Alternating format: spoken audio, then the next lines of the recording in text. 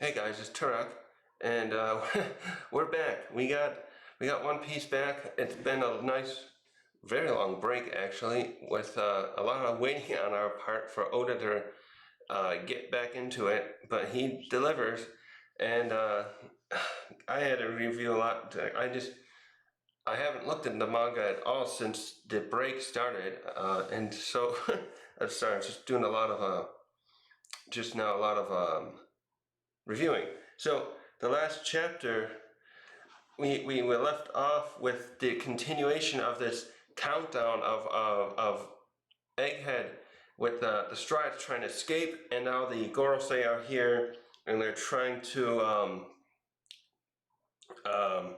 stop broadcast, the broadcast of Dr. Vegapunk's explaining what he discovered. So the Gorosei in the last chapter, not the last chapter, in 110, 100, 100, 1, I'm going to say 110. It's 1110, but it's going to be easier to say 110 and stuff like that. In 110, the Gorosei revealed themselves, and the other ones did. Saturn has been here since, like, we found out he was been here about 40 chapters ago. Luffy's been fighting with him, and he can't deal any damage yet, but he, there. So yeah, in 110, the others came, or there were other forms were revealed, and we saw that all of them have some really odd stuff going on.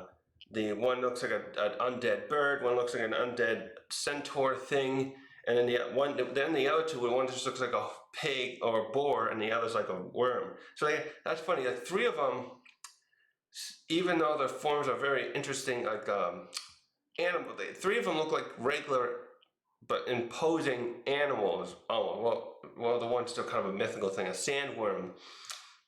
But then Mars and uh, Ethan, I'll call them, they have forms that almost look like they're undead. They especially have stand out to me because of their undead look. The other three don't have any because they have these skeletal things going on with them. Well, no, the bird one isn't quite, but it sometimes looks like that. But Ethan's definitely is, yeah. I'll have to retract that. Yeah, it looks more like uh, Ethan's is definitely like an undead horse. Well, the other one looks. I guess that's more of a vulture. I think I said that before. It's more of a vulture. So four animals, four of them that look like a spider, a boar, a vulture, a sandworm, and then we have an undead horse. Like, what the fuck is that?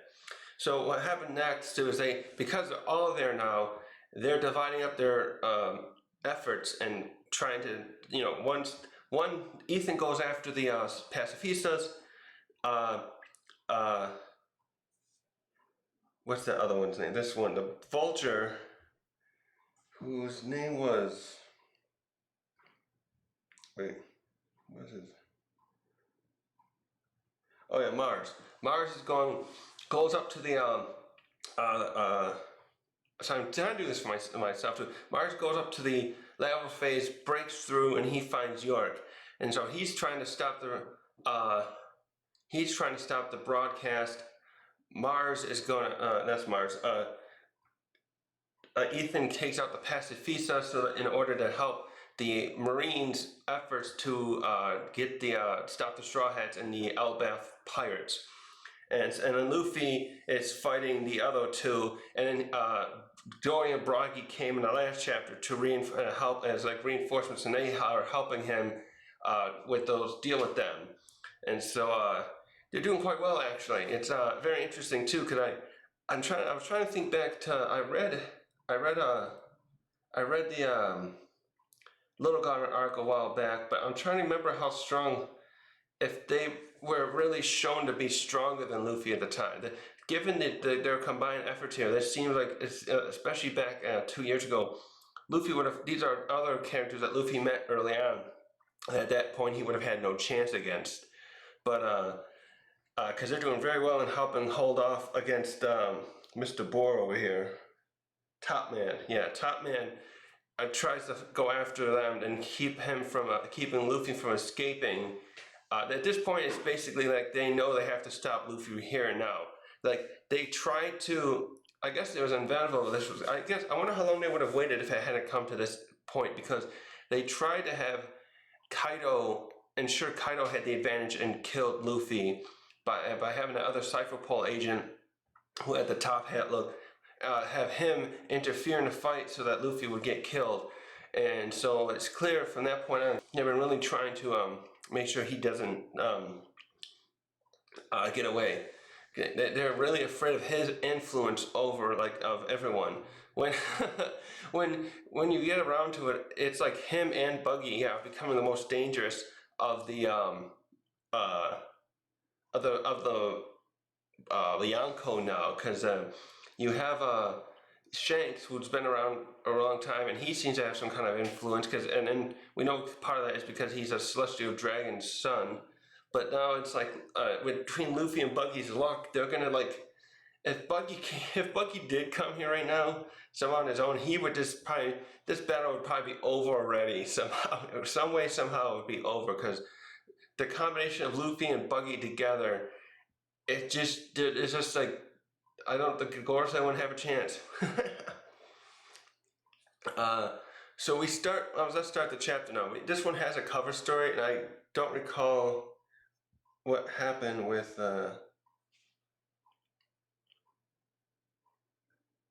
There's something with this cover story I'm gonna have to review another time, but in this one it just shows Kinemon and Yamato, and Kinemon is giving her something in exchange to help her do a favor, which so I don't know what that would be, but what that could be about, but I'll have to look into that later. I want to jump into the action. So we start here with the Marines, and we see them reporting to each other that the pacifistas have been defeated, and so we see here that they're all laying down, and we see Ethan still running around the island in his his hybrid form, which basically looks like a centaur.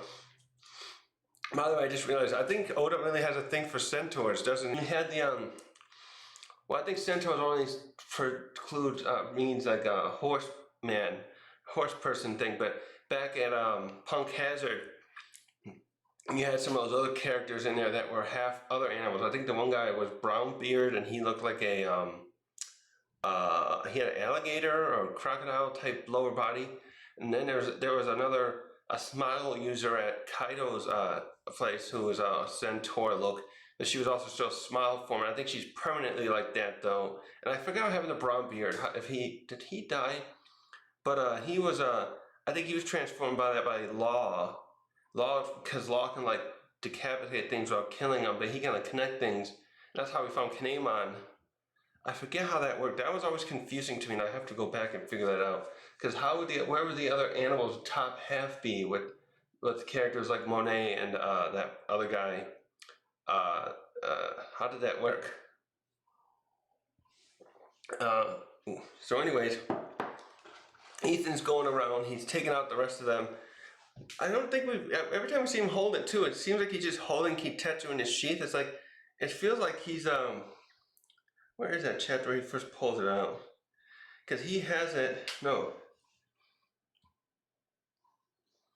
I was looking at the other chapter, and I don't think we've ever really seen the direct blade of Kitetsu the first. So at this point, it's, based on the hilt guard, it's very clear that this must be the other Kitetsu. And the second one's still in Wano.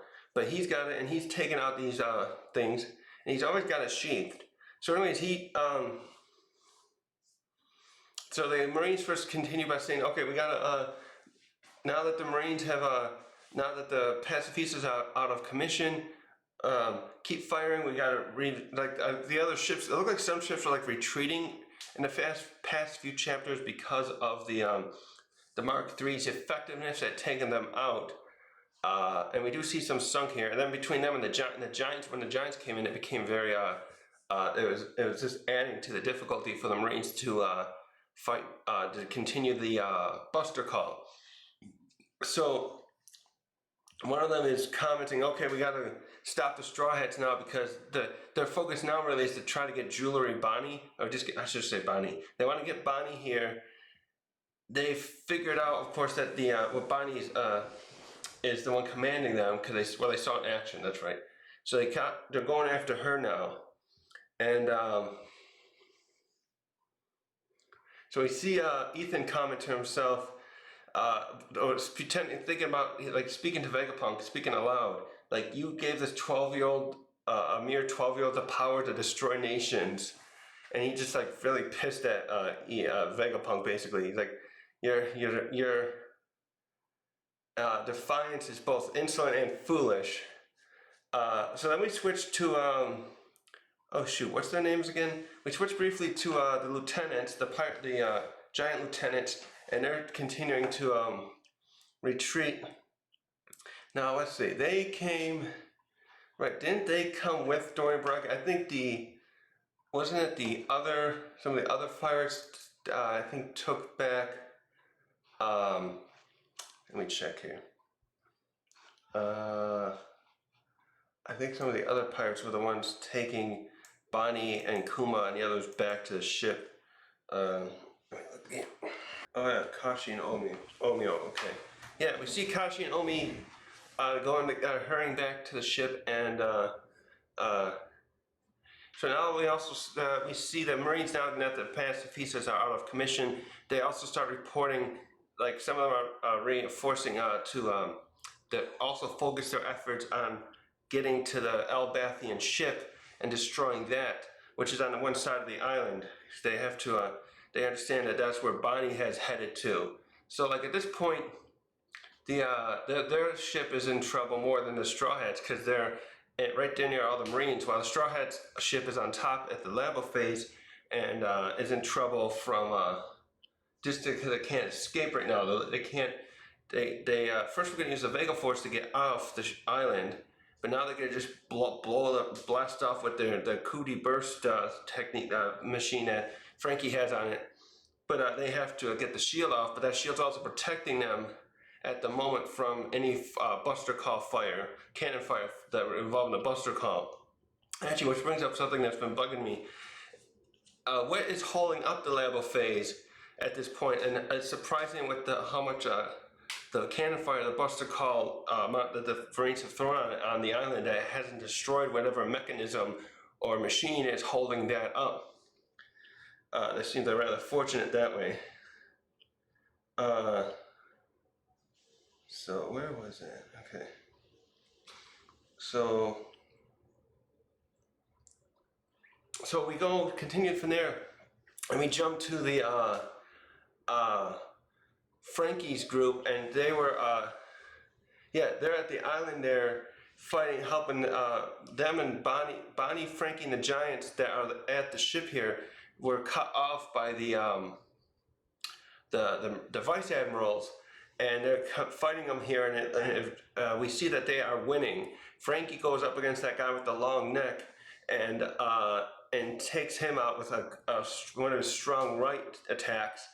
And then the one with the clamshell, the otter zone guy, comes after, tries to go at Bonnie. And she was still being held up by that one, sitting on that one giant I called Hager the Horrible, like that from the comic strip, and who's also holding Kuma. And she leaps off from there and says to the other one, like, "Hang on to my dad." And she goes after that guy with the zone, and she's able to get around, avoid his. He's coming out with the clamshell spear. She's able to avoid that attack, and she turns him into a child, and then just gives him a good kick to knock him out. And who's that? I think one of the other vice admirals is right there too, and he's trying to get. He just like, oh my, it's almost like he's given up at this point. I think he's like, "Oh, don't do that, stop it." Wait a minute now. Where's my panel here? That one, no. I want this one. Okay, so now we switch to what's his name? I think that's Mars, right? The Vulture, and he's up there. No. Right? No, get rid of that one. Wait a minute here.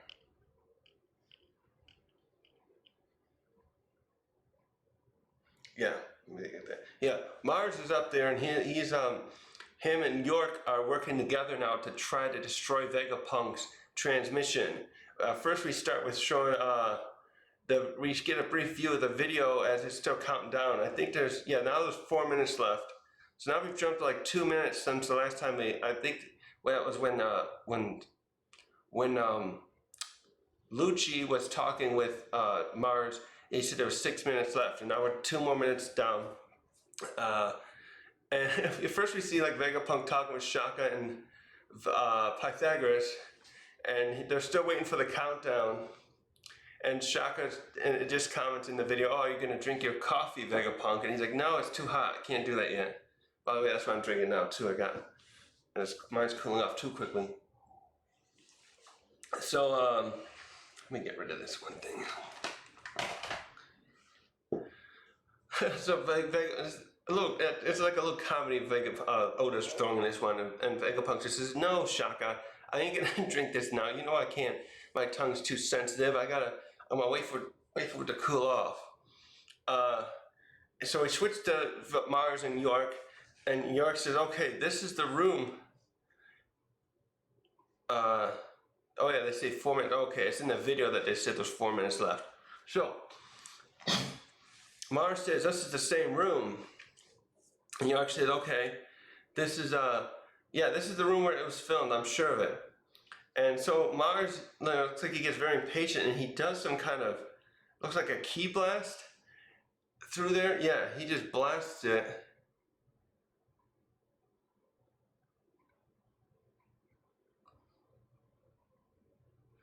And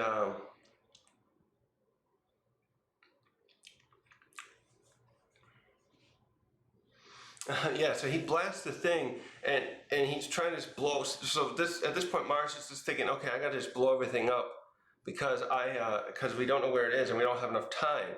And York's trying to calm him down, and she starts explaining, "You can't just destroy everything because there's a power station and other things like high pressure gas cylinders around the place. If you destroy it all, destroy everything, which I guess I think she's getting at is like, you're just gonna destroy everything where you and I were having a deal over to like preserve. So you can't just blow up everything." And then she explains like, "Okay, well, so instead let's do this. He must have just Stella must have hid the snail. That's what I would have done." And okay, and so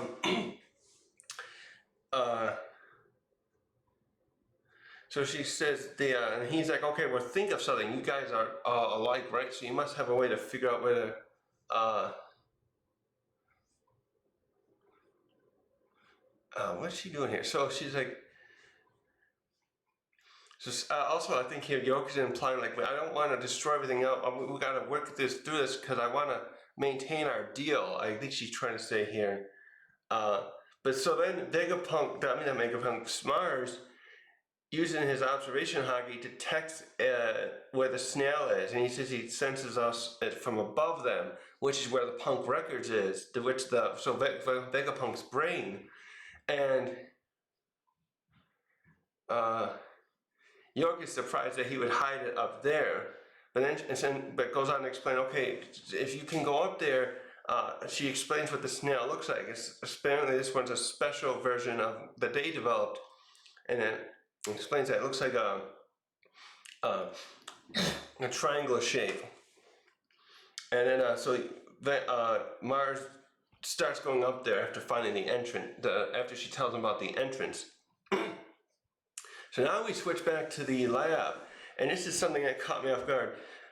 I was talking about how we saw the Straw Hats leaving with Robin. So Usopp and Nami were going with Robin, and then they had Edison, and they were going to go meet with Brooke and Lilith.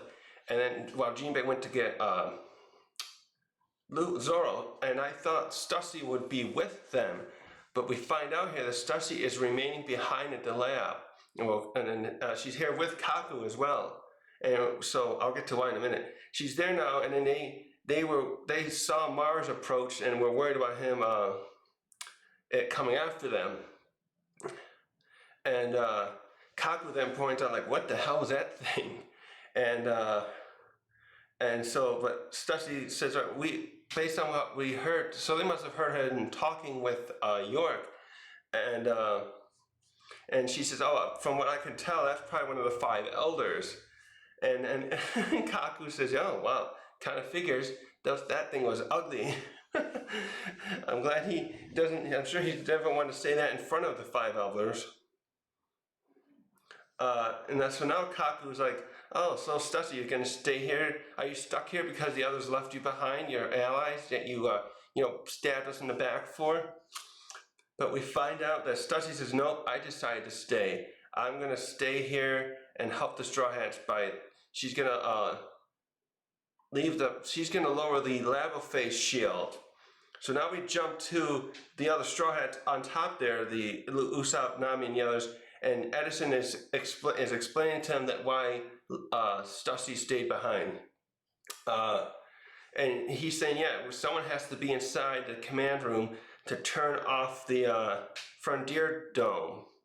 And I'm assuming that basically that they're not doing it yet, that they could have shut it off while they were heading out here, but it's protecting them from the Buster Call, and now the 5 Elder, well, no, Mars got in. So they're keeping it up until the last second.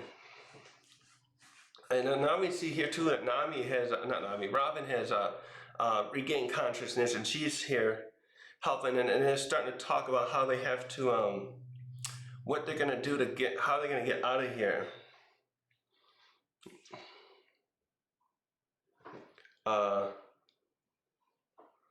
So Robin's talking about how are we gonna cover the distance now that Vega Force was gonna help us do, and Edison is concerned that they're gonna they'll still crash and burn if they fall off the island. And wait a minute now, what happens here again?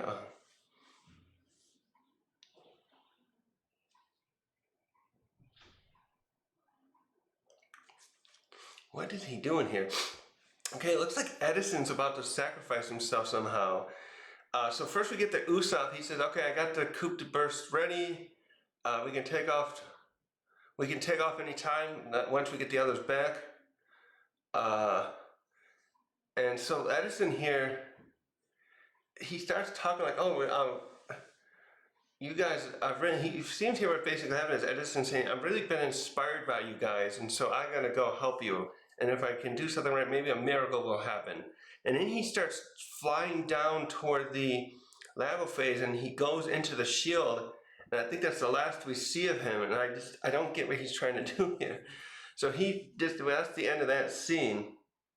Wait a minute now. So let me get to the next one. Come on.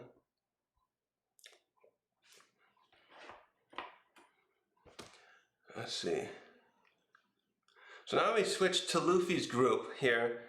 And you see that the sandworm, so which one is that one again? He is, what was his name again? That's Shepard, I'm gonna call him. Shepard is trying to keep Luffy and Dorian Bragi. Oh, why does it keep doing that? I guess I have to stay back. My camera's trying to auto zoom. He's trying to keep Dorian Bragi and Luffy from escaping, and he starts sucking in air and creating a vortex, which we see the other Marines commenting on from their ships, and it's so powerful that even Dorian Bragi are having a hard time pulling away from it. And so Luffy gets a cool idea, and he takes a nearby tower, breaks it off, and kicks it toward Shepard, and it lands right into his mouth. It's actually, he must have rubberized it or something, because then it goes in. We see Peter's mouth, and the back of the building is just jutting out through the back of his head there. And you could tell because the shape of the tower has that look like it looks like what's that one chess piece? A rook. It's got those little those things around the top, the ridges kind of, and it goes right into his mouth, and that's able to help them continue to try and escape. And then after that, though, Luffy flies back to the other two, but he at this point his gear 5 is worn off again. and so this is a funny moment too, because Dorian Bragi thought Luffy was kind of like cosplaying as the sun god Nika, and when they see him like that, they're like, "Wait a minute, why are you all look like an old man now?" And then he explains, "Oh, it's just this is what happens to me when I run out of food and I can't maintain that form, and stamina's out and I can't maintain that form." And so, oh, you need some food? Well, here we got something. They give him this ration of something called, it looks like Hakaro? Hakar? I have to look now. And it's basically a fermented shark meat. So it must be like some kind of ration stuff they carry with them on their ships. And Luffy eats this up, even though he doesn't seem to like it too much. But this immediately helps him return at least to his normal form. And just not a moment too soon, because as he does that, Top Man is coming after them. Now he's trying to charge after him. Is that Top Man? What was that name again? Yeah, Top Man. Wait. Get out of here. So Top Man comes after him, and no, come on. This one. And Luffy. So Luffy takes the initiative here, and I thought he was going to turn back into gear 5th, but he probably still needs to recover a little more. Instead, he uses his gear 3rd, and uses the Red Rock attack, and he gets above it, and he kind of like charges up and punches it right in the head with a hockey fist. Wait, is that? Oh, that's right. I gotta go like this. This one. And even with his hockeyed up fist, Luffy, his hand is just thriving, not thriving, how's the word I'm looking? Throbbing with pain.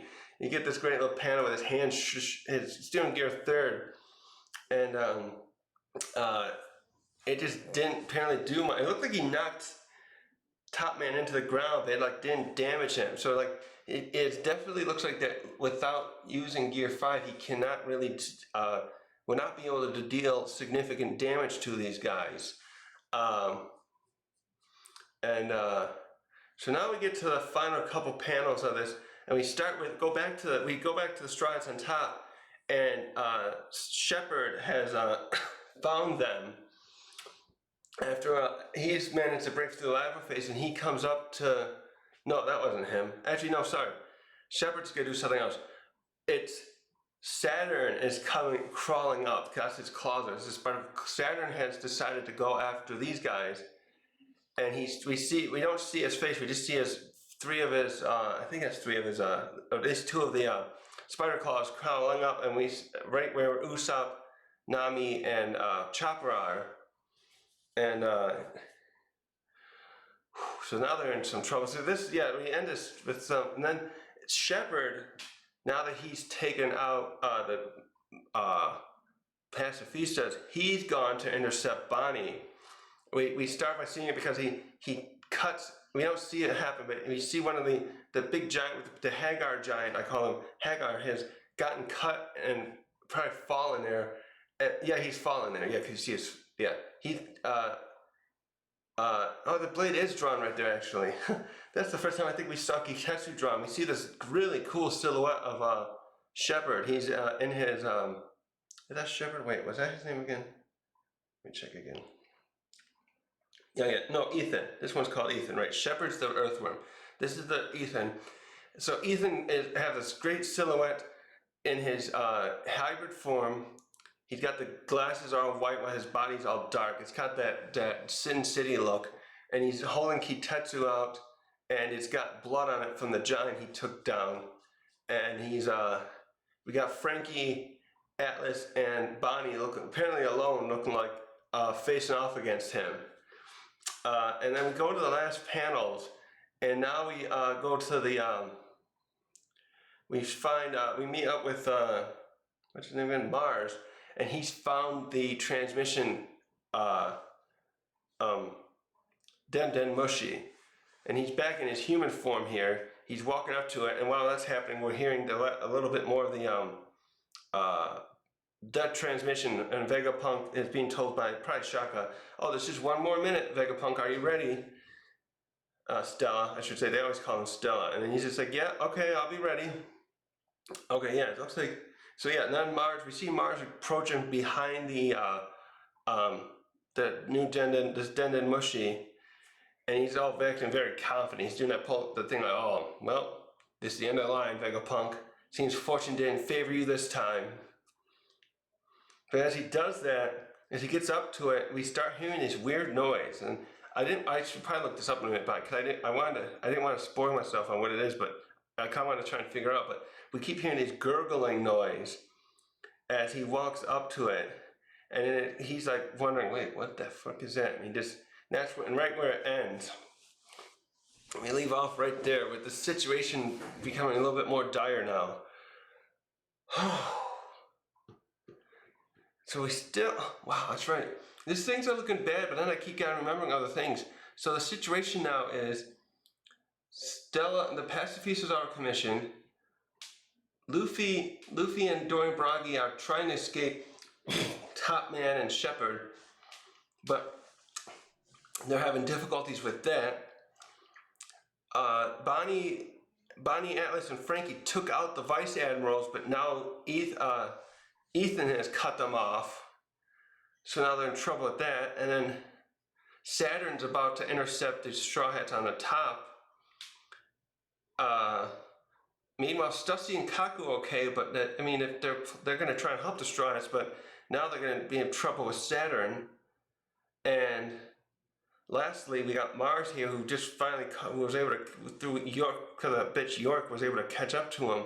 So now I only can hope that whatever this gurgling noise is something that's going to stop Mars, because we're so close to the transmission. And my biggest excitement now is not even that transmission, is hearing the transmission and knowing what he starts saying.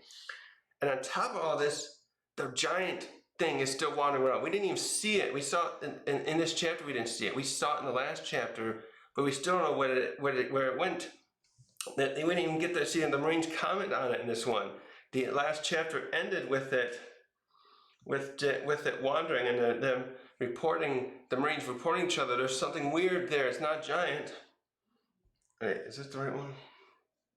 No, where'd that chapter go? Whew. Oh my God, there's just too much going on. Was that 11? Yeah. So who's going to be able to stop Mars? Because here's my first prediction. I think the Giant's going to end up helping either Luffy's group or Bonnie's group, because they're both on the ground and they got Ethan, Top Man, and Shepherd to deal with there. The problem is with the top, unless the Giant goes up and tries to help their group by taking out Saturn. I just don't know. I don't know who's going to be able to help who. Oda really knows how to pull these characters together and have us are waiting on a bated breath to see what's going to happen. My heart's racing here after I drank a little too much coffee, just thinking about it. What's going to happen? Who's going to be able to stop this thing? Because now things are once again in a dire situation for the Straw Hats too. They've been trying to escape now for 40 chapters. 40 chapters ago it started where, everyone tried to get up to the Labophase when Lucci came. Then York locked them in. And now Saturn arrived after that. And Saturn and Kizaru. And, Luffy was holding them off while the others were regrouping, and the Pacifistas were helping out. But now they're in a pickle again. God damn, this is up and down. So what could this gurgle be, I wonder?